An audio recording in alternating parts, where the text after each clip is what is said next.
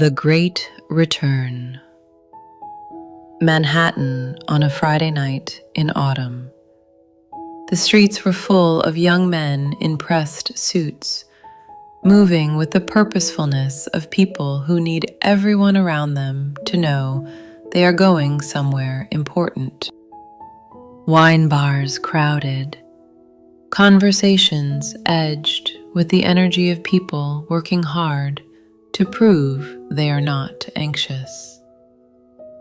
I walked through all of it and felt I belonged to none of it. By any external measure, I had built a successful life, an Upper East Side address, a conscientious husband, a bright, joyful daughter. I had followed the instructions, assembled every piece the guidebooks specified, and arrived at the life I had been told to want. And standing at the center of it, what I felt was hollowness, the particular emptiness of someone who has reached the destination and discovered, only upon arrival, that the destination was never the point. One night, my daughter asleep, the city producing its unceasing indifferent noise. I had been running for a long time, and I ran out of the energy to keep running. I understood, with a clarity that comes only when there is nowhere left to go, that I had reached some kind of end. I want to say this precisely. I wished I would not wake up the next morning. This was not a plan. It was the honest confession of someone who had tried everything available to her and found nothing sufficient. In the end, I could not choose death, because when I closed my eyes, I saw my mother's face. I could not give that particular grief to her. Even at the bottom of my hope, I was still the person who could not bear to be the cause of that sorrow. There was a magazine on the coffee table. My husband had left it there. I would usually have ignored it. That night, for no reason I could name, I picked it up. In the corner of one page, very small, finding your true self in 1 week. Something cautious stirred. The faint sense that this particular door might not be locked. All right, this is the last one. If this doesn't work, I will stop looking. The next morning, I called Korea. A center had opened in Los Angeles 6 months earlier. I bought the plane ticket before I had time to think. My husband watched me pack. "You never seemed fully here," he said gently. "I just want you to find happiness."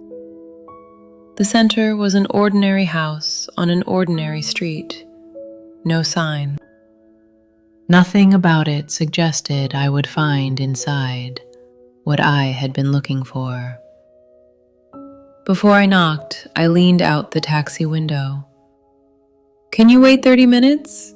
Just in case?" I want to be honest about this. It was an escape route, a small act of cowardice. The woman who opened the door had a quality of stillness I could not name.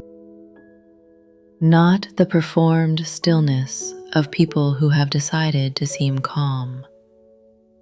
More like, water does not decide to be wet. The stillness was simply what she was. I went back to the taxi and paid the driver. Let him go. On the 5th day, I saw it clearly. The person I had taken myself to be, conscientious, responsible, considerate, was a mask, made from real material, but still a mask. And behind it, jealousy, contempt, calculation running beneath every act of apparent generosity. The specific ugliness of someone who has spent decades controlling everything around her to manage her own fear. I was trembling, not from cold, from the shock of someone who has worn a mask for an entire life, believed it was her face, and is seeing her actual face for the first time. I said the only thing I could say honestly. I am so dirty. The teacher looked at me without surprise and without pity. Everyone is, she said simply. You just haven't had the chance to see it before. Now you have. So now you can let it go. In that moment, I understood, as clearly as I have ever understood anything, that this was what I had been searching for. Not the news that I was good, only this, that the ugliness was not permanent, that there was a way to clean it. I had not known that was possible. On the last night, what I had been searching for my whole life went quiet. Not satisfied. Quiet. What I had been looking for had always been here, simply buried under the accumulated dust of a life lived entirely through the surface. I came back to New York. The city came at me all at once. The noise, the speed, the demand for constant performance. But for the first time, I felt something I could honestly call my own. Not the dramatic transformation I had imagined. Something more durable, a method, a practice. Something I could continue until what I had glimpsed in that room became the actual ground beneath my feet. Every morning, 10 minutes, time to empty what the past had left behind. Time to make room for what this particular day actually contained. The escape route was closed, and the practice had begun.